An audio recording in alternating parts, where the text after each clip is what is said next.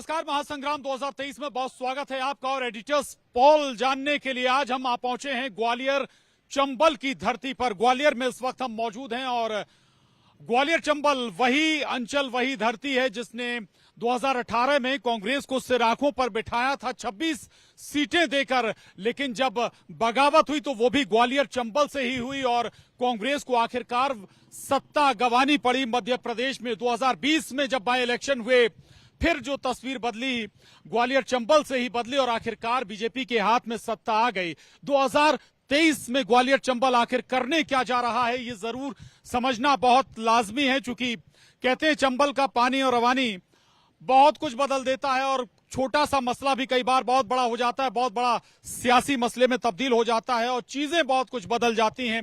आज हम एडिटर्स पोल के जरिए एनालिसिस समझेंगे ग्वालियर चंबल में है क्या। वरिष्ठ संपादक इस वक्त हमारे साथ इस चर्चा में यहां पर मौजूद हैं। सबसे पहले आपका उनसे तारुफ करा देते हैं। रवि शेखर जी हमारे साथ हैं, अजय भारत के संपादक हैं, बहुत स्वागत है रवि शेखर जी आपका। वीरेंद्र तिवारी जी संपादक नई दुनिया, बहुत स्वागत है वीरेंद्र जी आपका। साथ ही हमारे साथ अतुल तारे जी हैं, समूह संपादक दैनिक स्वदेश के, बहुत स्वागत है अतुल तारे जी। देव श्रीमाली जी संपादक इंडिया शाम तक हमारे साथ हैं, आपका भी बहुत स्वागत है। और साथ ही अर्पण राव जी हमारे साथ हैं, संपादक पीपुल्स समाचार, आपका भी बहुत स्वागत है। तो हम लगातार इस पर एनालिसिस जरूर करेंगे, समझेंगे कि आखिर ग्वालियर चंबल ने इस बार किस मूड के तहत वोट डाला है या फिर क्या वो कुछ नया करने जा रहा है, क्या फिर ट्रेंड बदलने जा रहा है। दरअसल ग्वालियर चंबल की तासीर बहुत अलग है बाकी अंचलों के मुकाबले और वही समझने की हम कोशिश भी करेंगे।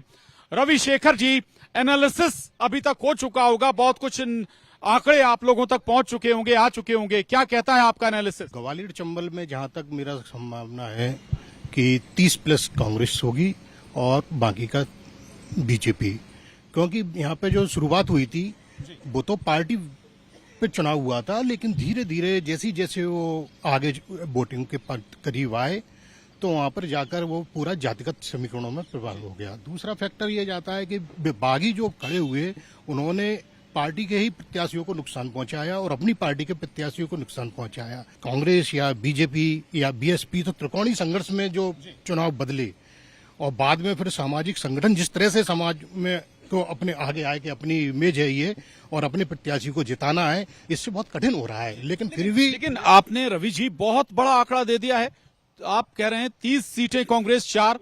मैं बताऊं क्योंकि यहाँ पे जो भी चुनाव हुआ वो बदलाव पे हुआ। ग्वालियर चंबल बहुत पिछड़े में आने लगा। यहाँ के यूथ जो पहली बार जो वोटिंग करने आए वो उन्होंने सबसे ज्यादा खुल्लम खुल्ला जो बदलाव का जो उन्होंने बदलाव का संकेत दिया, उस पर मैंने ये बात कही है। क्योंकि आप किसको वोट दे रहे हैं, बोले मैं बदलाव चाहता हूँ।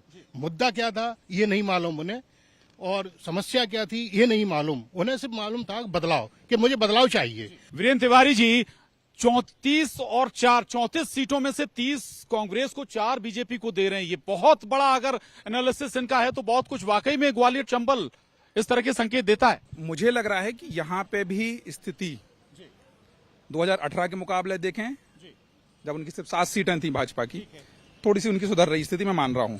लेकिन 2020 से बिगड़ भी रही है। 2020 में उनकी 17 सीटें थी तो कम आएंगी, लेकिन 7 सीटों तो ज्यादा आएंगी। तो मुझे लग रहा है कहीं ना कहीं भाजपा 12 सीट मिल जाए और वहां 22 सीटों तक कांग्रेस पहुंच जाए, ये मेरे को लग रहा है अभी तक। क्योंकि हाँ, ये जो भी बात आ रही, बार बार ये बात आ रही थी, कहीं ना कहीं अंडरकरेंट तो था ही कि लोग चेंज चाहते हैं, ऊब गए हैं, कोई मुद्दा भी नहीं है तब भी लोग बदलाव के लिए वोट किया। तो वो चीज तो हुई ही है, वो चीज बिल्कुल हुई है और उसी का कारण है कि कांग्रेस यहाँ अच्छा करता दिखाई दे रही है। आप बोल रहे हैं वीरेंद्र जी कि भाई 12 तक पहुंच सकती है बीजेपी, लेकिन 2020 से फिर भी कम हो जाएगी 17। अतुल तारे जी, आपका एनालिसिस क्या कहता है। हमें 2 तरह के यहाँ पर फिगर मिले हैं। भारतीय जनता पार्टी के परिप्रेक्ष्य में इस चुनावी नतीजे को हम देखें तो 2018 में भाजपा 7 पे रुक गई थी, तो डबल डिजिट वही 12-13 का आंकड़ा के करीब मैं पहुंच पा रहा हूं। लेकिन 2020 की तुलना में जो उपचुनाव हुए थे उसमें भारतीय जनता पार्टी को वो आंकड़ा छूना तो मुश्किल लग रहा है। वो आंकड़ा छूना मुश्किल है, वजह कारण क्या नजर आ रहे हैं, फैक्टर क्या है। ग्वालियर चंबल संभाग की दृष्टि से अत्यंत महत्वपूर्ण इसलिए है कि ग्वालियर चंबल संभाग नतीजे क्या देता है। लेकिन भाजपा ने पहले से अपने को सुधारा है, लेकिन कहीं न कहीं स्थानीय प्रत्याशियों को लेकर जो एक एंटी इनकम्बेंसी का वातावरण था वो मुझे लगता है कि भाजपा को कहीं कहीं सीटों पर बहुत नुकसान पहुंचना पड़ेगा। पहले देव श्रीमाली जी से उनका एनालिसिस जरूर समझेंगे कि आखिर ग्वालियर चंबल में है क्या स्थिति। देखिए 20+ तो कांग्रेस आराम से मुकम्मल जीतने की स्थिति में है। बाकी सीटों पर कड़ा मुकाबला है, तो वो कहीं भी जा सकता है। हो सकता है 2018 के आंकड़े के पास पहुंच जाए और हो सकता है थोड़ा सा आंकड़ा बदल जाए, बीजेपी को कुछ अच्छा मिल जाए, क्योंकि कम से कम 4 या 5 सीटों पे बहुजन समाज पार्टी से के साथ जो है मुकाबला है। पोहरी में मुकाबला है, सबलगढ़ में मुकाबला है, सुमावली में मुकाबला है, मुरैना में मुकाबला है, भिंड में मुकाबला है, लाहौर में मुकाबला है। ये सीटें ऐसी हैं कि बहुजन समाज पार्टी यहाँ किसका खेल बिगाड़ देगी ये पता नहीं है। एक पोहरी में जहाँ कांग्रेस और बहुजन समाज पार्टी के बीच में फाइट है, और एक भिंड जहां संजीव सिंह कुशवाहा अभी भी एमएलए हैं और दोबारा से हैं, वो एक मुकाबले की, क्योंकि वहां त्रिकोणीय फाइट है कांग्रेस बीजेपी और इसके बीच में। बाकी जगह पर खेल बिगाड़ने की स्थिति में ज्यादा है, लेकिन किसका बिगाड़ देंगे ये पता करना मुश्किल है, इसलिए वो आंकड़े अभी छुपे हुए हैं। बिल्कुल, ये बड़ा दिलचस्प आंकड़ा है। दरअसल जो भी बागी हुए उन्होंने ज्यादातर बहुजन समाज पार्टी का टिकट लिया। एक ही कैंडिडेट ऐसे हैं जो समाजवादी पार्टी से यानी बीजेपी से बागी होकर समाजवादी पार्टी से लड़ रहे हैं, अटेर से मुन्ना सिंह भदौरिया। हम तमाम पहलुओं पर चर्चा करेंगे, लेकिन ग्वालियर चंबल का एनालिसिस क्या कहता है अर्पण जी? देखिए, मेरे हिसाब से जो अभी 34 सीट होगी हम बात कर रहे हैं, 18 में 26 सीटें लेके आती कांग्रेस। जनता ने एक तरफ से आप माने कि कांग्रेस को यहाँ चुन लिया था। घटनाक्रम जो उपचुनाव के हालात बने सब हुआ, फिर भी एक सम्मानजनक बीजेपी वापस ले आती है। और आप समझते कि उपचुनाव जो सरकारी हर मामलों मतलब मैक्सिमम जीतती आती है। अब हम इस बार देखें तो मध्य प्रदेश में इस बार सबसे ज्यादा वोटिंग परसेंट सबसे हाई रहा है इस बार। और इससे यदि हम माने कि जब भी वोटिंग परसेंट बढ़ता है तो कहीं ना कहीं एक अंडर करंट होता है। बीजेपी इसको मान के चल रही कि लाडली लक्ष्मी योजना या लाडली इनका बहना योजना का जो भी इनका मतलब इनके फेवर में है। पर हमें ये भी ध्यान रखना होगा कि 2018 का चुनाव जो था, आपने दलित आंदोलन जो यहाँ पे हुआ, जो हत्याकांड हुआ था 2 अप्रैल वाला, उसके बाद एक दलित वोट बैंक है यहाँ से एक तरह से बीजेपी से कट गया। उसका डैमेज कंट्रोल बीजेपी नहीं कर पाई। अब इसके बाद एक गुर्जर आंदोलन दोबारा ग्वालियर में होता है, जिसको सपोर्ट करते हैं आजाद भीम पार्टी सपोर्ट करती है। दोनों ओबीसी दलित एक अपने आप एक ज्वाइंट इसमें ऑपरेशन चलता है, बड़े लेवल पे होता है। गुर्जर समाजी काफी हद तक इसमें बीजेपी से कटा और इसका सीधा फायदा कांग्रेस को है। ग्वालियर चंबल का अगर हम जिक्र करें, 2 बहुत बड़े फैक्टर हैं। एक तो बागी बहुत बड़ा खेल या तो बना रहे हैं या फिर बिगाड़ रहे हैं। दूसरा जाति फैक्टर। बहुत सारे मसले होते हैं, चर्चा होती है, लेकिन चुनाव के आखिर में फाइनली जो वोट पड़ा है वो जाति आधारित पड़ा है। जाति का जिक्र भी कर रहे थे अतुल तारे जी। अतुल जी, मैं फिर उसी पर आ रहा हूं। जाति आधारित जो वोट का जिक्र यहां पर हुआ भी था, अभी जिक्र भी हो रहा था कि भाई हमने अगर ब्राह्मण कैंडिडेट दे दिया तो क्या सारे वोट ब्राह्मण कैंडिडेट को चले जाएंगे? दूसरा, अगर हमने ठाकुर कैंडिडेट उतार दिया तो क्या सारे वोट उसे चले जाएंगे? ऐसा भी है क्या? भारत का मतदाता परिपक्व हो रहा है। वो सिर्फ जाति की चर्चाएं मीडिया में, अखबारों में और अलग अलग सामाजिक प्लेटफॉर्म पे होती अवश्य है, लेकिन जो कोर इश्यूज हैं देश के सामने, और जैसा चलता है कि अगर केंद्र के चुनाव है तो मोदी को वोट देना है या नहीं देना है, या मध्य प्रदेश के चुनाव है तो हम स्थानीय मुद्दों पर ही चुनाव करेंगे। लेकिन साथ ही साथ अब देश का मानस अपने राष्ट्रीय परिप्रेक्ष्य में भी देखते हुए मतदान करता है। और अगर जैसा कि मैंने महसूस किया, कई विधानसभाओं में मेरा भी जाना हुआ, तो उन्होंने बहुत ही हम्बली सॉफ्टली कहा कि ये सब बातें ठीक हैं, लेकिन जो देश के सामने चुनौतियां हैं तो उसको देखते हुए हमें वोट किसको देना है इस पर हम तय करेंगे। तो ये भी एक महत्वपूर्ण तथ्य है जिस पर हमें विश्लेषण करना चाहिए। जाति का चंबल से रिश्ता किसी से छुपा नहीं है। कांग्रेस हो या भाजपा हो, नरेंद्र मोदी और राहुल गांधी भी प्रत्याशियों का जब चयन करते हैं तो जातियों को ध्यान में रखते ही करते हैं। क्या उन्होंने किसी भी सीट पर किसी कायस्थ को टिकट दिया? नहीं दिया ना। ठीक है, किसी बहुत कम संख्या वाले किसी भी व्यक्ति को की जाति को टिकट दिया? नहीं दिया। क्यों नहीं दिया? कि उनको ये खतरा रहता है कि राष्ट्रीय मुद्दे हों या प्रदेश के मुद्दे हों, जाति के आगे सब फीके पड़ जाएंगे। जहां जो जाति ज्यादा है और नंबर 1 नंबर 2 है, कांग्रेस और बीजेपी के 99% प्रत्याशी उन्हीं जातियों के आसपास घूम रहे हैं और वही उनके प्रचार का माध्यम होता है। वीरेंद्र तिवारी जी, जाति आधारित सियासत का जिक्र हो रहा, थोड़ा सा समझाइएगा कि भाई जब पार्टियां ही उस तरह से कैंडिडेट चूज कर रही हैं तो जनता भी उस माइंड से सोचेगी ना। कांग्रेस ने बोला कि हम यदि सत्ता में आए तो हम बिहार की तरह जाति जनगणना कराएंगे। तो कहीं ना कहीं ये शुरुआती संकेत दे देते हैं कि भाई हमको आप क्यों वोट करिए, क्योंकि हम आपकी बात करेंगे। तो ये वहां से जब शुरू होती है, चूंकि तो नीचे तक वो चीज फ्लो करती हुई जाती है। तो ये जैसे भी माली साहब बात कर रहे थे कि पार्टियों में भी ये चीज कहीं ना कहीं रहती है कि जाति के आधार पे ही उनको बांटा जाए, सारी चीजें करेंगे, और अल्टीमेटली उनका मकसद होता है कि चुनाव कैसे करके जीत पाए। थोड़ा सा बागियों पर भी बात करेंगे। करीब 15-16 ऐसे बागी हैं जो बहुत बड़ा इंपैक्ट डालने वाली पोजीशन में हैं। बहुत सारे नाम नहीं लूंगा, लेकिन सबसे पहले मैं जो बड़ी सीटें उन पर जरूर जिक्र करूंगा। दिमनी का जिक्र कर लें, बलबीर दंडौतिया बड़ा डैमेज यहां पर कर रहे हैं, किसे करेंगे ये बताइए। देखिए, जहां तक दिमनी बहुत हॉट सीट है, क्योंकि वहां से केंद्रीय मंत्री नरेंद्र सिंह तोमर जी चुनाव लड़ रहे थे। बहुजन समाज पार्टी के कारण यह माना जा रहा था और माना जा भी रहा है अभी तक, जब तक 3 दिसंबर को नतीजे नहीं आते, कि वो एक बहुत बड़ा फैक्टर होगा जो भारतीय जनता पार्टी को नुकसान देगा।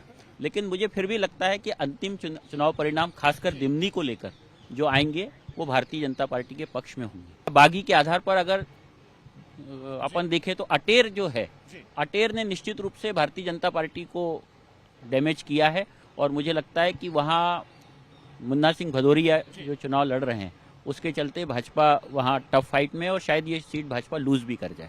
अटेर बड़ी परेशानी बनी है क्या बीजेपी के लिए? हाँ बिल्कुल, वो मैंने कहा ना, जहाँ से अपन ने छोड़ा था, जातिगत संतुलन वहाँ गड़बड़ा गया। अटेर में भदौरिया ठाकुरों का वर्चस्व है और ब्राह्मणों का है। अब भदौरिया में 3 भदौरिया वहां से चुनाव लड़े, जिसमें मुन्ना सिंह भदौरिया ज्यादा महत्वपूर्ण है।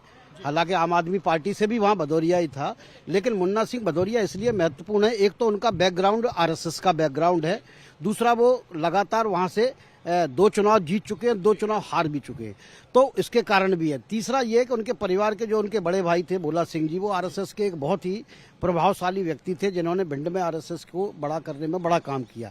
इतने सालों बाद मुन्ना सिंह भदौरिया एक भले आदमी की इमेज रखते हैं और उनके प्रति सिंपैथी है। इस बार उनको लग रहा था कि इस बार टिकट उनको मिल जाएगा, नहीं मिला, तो वो मेजरली उन्होंने जो डैमेज किया वो भारतीय जनता पार्टी को ही किया, कास्ट इक्वेशन के आधार पर, क्योंकि ब्राह्मणों का वोट वहाँ कांस्टेंट है।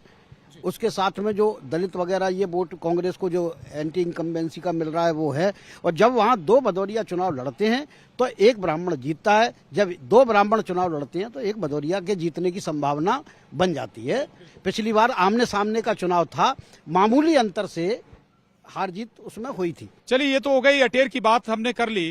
लाहौर एक बड़ी सीट है, बहुत बड़ी सीट है, और वहां भी कहीं ना कहीं चुनाव फंसा हुआ है। रसाल सिंह बीजेपी के बागी हैं, किसे डैमेज कर रहे हैं वो? ये चुनाव बड़ा अप्रत्याशित चुनाव रहेगा। जितने बड़े चेहरे और जितने बड़े नाम जो लगातार रिपीट होते रहे, मुझे लगता है कहीं ना कहीं इस चुनाव में बड़े अप्रत्याशित नतीजों में पिस जाएंगे। हम लाहौर को भी बड़ा आसान चुनाव नहीं कह सकते। लगातार 7-8 बार के हमारे जो विधायक नेता प्रतिपक्ष डॉक्टर गोविंद सिंह हैं, इस बार चुनाव उनके सामने गुड्डू अमरीश हैं और काफी अच्छा चुनाव लड़ रहे हैं। और रसाल सिंह और गोविंद सिंह में सालों से आमने सामने राइवलरी रही है, आमने सामने हमेशा चुनाव लड़े हैं। बीजेपी से उन्हें इस बार मौका नहीं मिला है, और ये नया यंग ब्लड है, एक्टिव है, शुरुआत से काफी मतलब, और फाइनेंशियली भी स्ट्रांग है। तो गोविंद सिंह जी को एक तो मुझे लगता है कि जातिगत समीकरणों पे अच्छी टक्कर देंगे, और रसाल सिंह तैयार बैठी थे यहाँ पे। तो मुझे लगता है कि ये चुनाव इतना त्रिकोणीय चुनाव जोरदार रहेगा कि इसमें नतीजे कुछ अप्रत्याशित हो सकते हैं। बहुजन समाज पार्टी के साथ नहीं रहेगा क्या इस बार वोट? देखिए, दलितों का मैंने 2018 में ही ये देखा था कि अब उन्होंने अपनी स्ट्रेटेजी बदल दी है।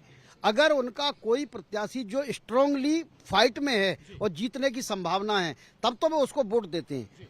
और अगर उनको लगता है कि ये जीतेगा ही नहीं, सिर्फ वोट काटने के लिए खड़ा हुआ है, तो फिर वो कांग्रेस को वोट देते हैं। ये 2018 में भी हुआ था।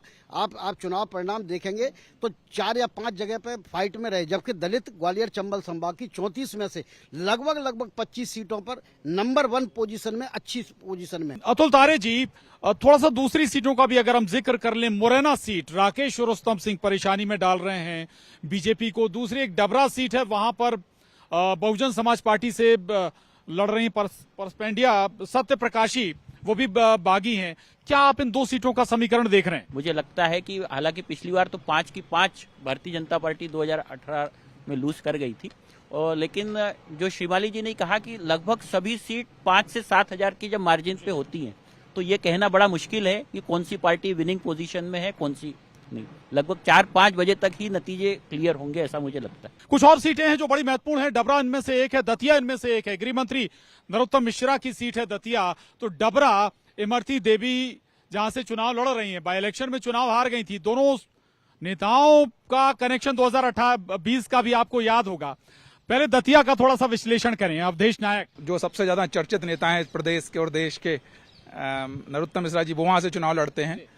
चौथी बार उनके सामने वही प्रतिद्वंदी हैं जो पहले 2008 से उनके साथ होते आए हैं।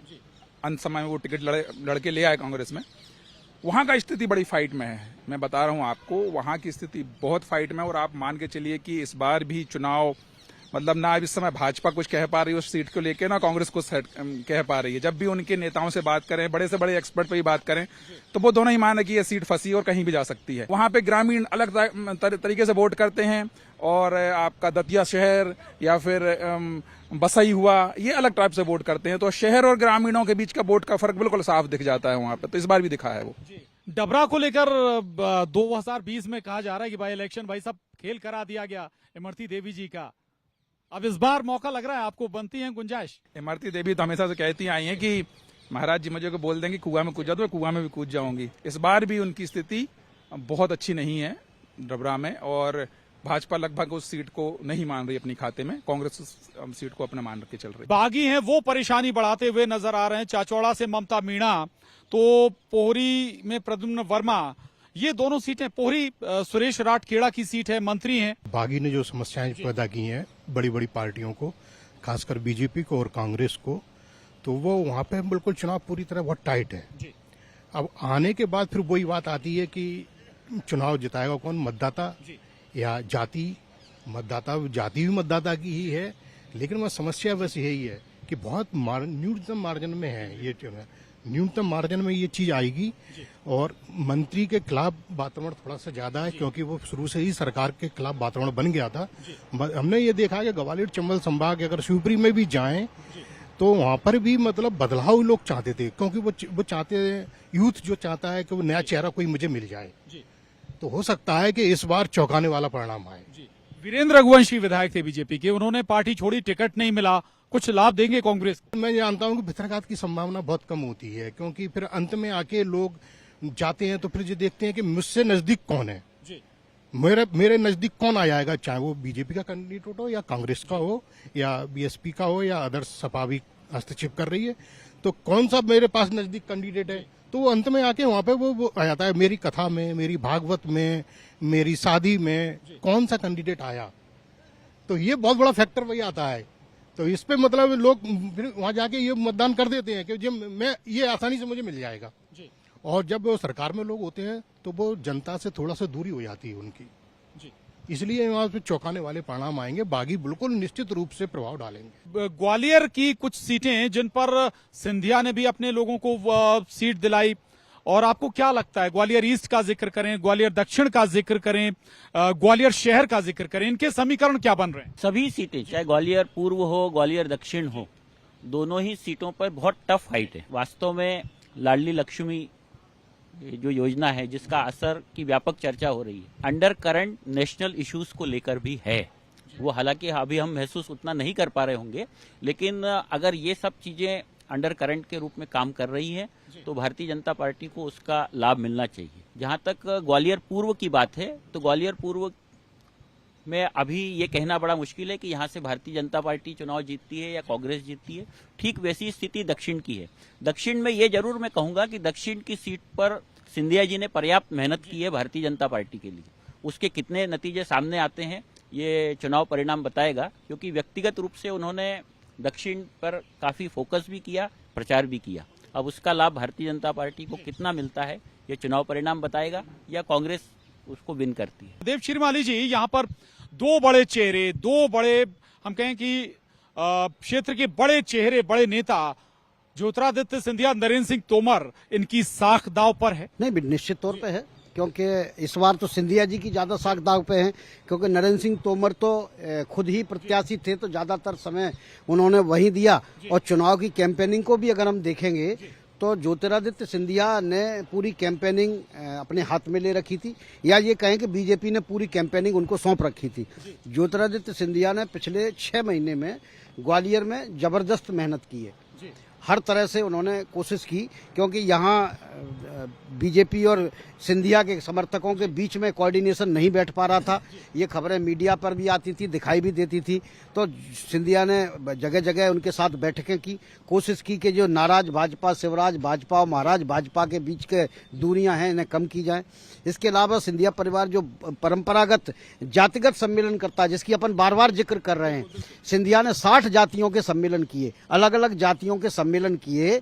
अगर बाकी मुद्दे हैं तो फिर जातियों को ऐसे कैसे किया जा सकता है? हर जाति का, मराठा ही नहीं जिसके वो खुद हैं, ठीक है, ऐसी कोई ओबीसी की या दलित जाति नहीं है। सिंधी सम्मेलन उन्होंने किया, पंजाबी सम्मेलन उन्होंने किया, खटीक सम्मेलन उन्होंने किया, जाट सम्मेलन उन्होंने किया, 60 सम्मेलन आयोजित किए, जैसा कि उन्होंने खुद ही मुझे बताया था ये बात।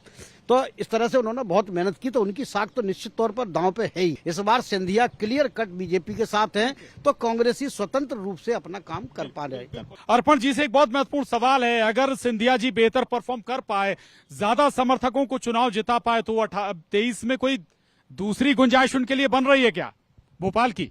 देखिए, आप अभी यहाँ का हम समीकरण देखें, जब सिंधिया जी कांग्रेस में थे तब गुना से लेकर मुरैना तक वो टिकट तय करने में बड़ी निर्णायक भूमिका में होते थे। 1 मैन शो था सिंधिया जी के लिए। अब सिंधिया जी, अब यदि हम ग्वालियर की बात करें, यदि वो नतीजा अच्छा रहता है तो आप खुद देखेंगे कि बीजेपी ने इस बार बिना किसी सीएम फेस मतलब घोषित किए एक चुनाव लड़ा है। जो सबसे बड़ी समस्या पहले कांग्रेस के साथ हुआ करती थी, अब वो सेम दिक्कत इस बार बीजेपी के साथ है कि उन्होंने इतने बड़े बड़े चेहरे, चाहे प्रहलाद पटेल हो, चाहे नरेंद्र सिंह तोमर जी हो, चाहे आप देखेंगे सिंधिया जी भी अपने आप में मतलब भले चुनाव नहीं लड़ रही हो पर अपने आप में एक फेस है। तो निश्चित तौर पे कुछ चीजें ऐसी घटनाक्रम जो ड्यूरिंग इलेक्शन जो बनी है, उसमें कहीं ना कहीं बड़े चेहरों को दिक्कत तो हुई है, मतलब एक सीएम फेस बनने के लिए। तो ऐसे मुझे लगता है कि सिंधिया जी जिस हिसाब से मेहनत कर रहे हैं और जिस हिसाब से बीजेपी हाईकमान में उनकी पैठ है, तो मुझे लगता है कि इतना साफ सुथरा, इतना अच्छा चेहरा मुझे लगता है बीजेपी के इसके अलावा कोई हो नहीं सकता। और चलिए, तो ये बड़ी बात यहां से निकल कर आई है, अर्पण जी कहने की बहुत बड़ा और युवा और ऐसा चेहरा शायद बीजेपी के लिए मिले ना 2023 के लिए, अगर बीजेपी के पास बहुमत आता है तो। आपने 5 वरिष्ठ संपादकों का विश्लेषण सुना, समझा होगा आपने क्या एनालिसिस है, ये भी आपने बहुत तरीके से समझा होगा। चूंकि बीजेपी यहां पर 2018 से बढ़ तो रही है आगे, लेकिन 2020 से थोड़ी सी कम भी हो रही है, यानी कांग्रेस का पलड़ा 2023 में भी यहां पर भारी रहने वाला है। तो एडिटर्स पोल में आज बस इतना ही, दीजिए इजाजत, नमस्कार।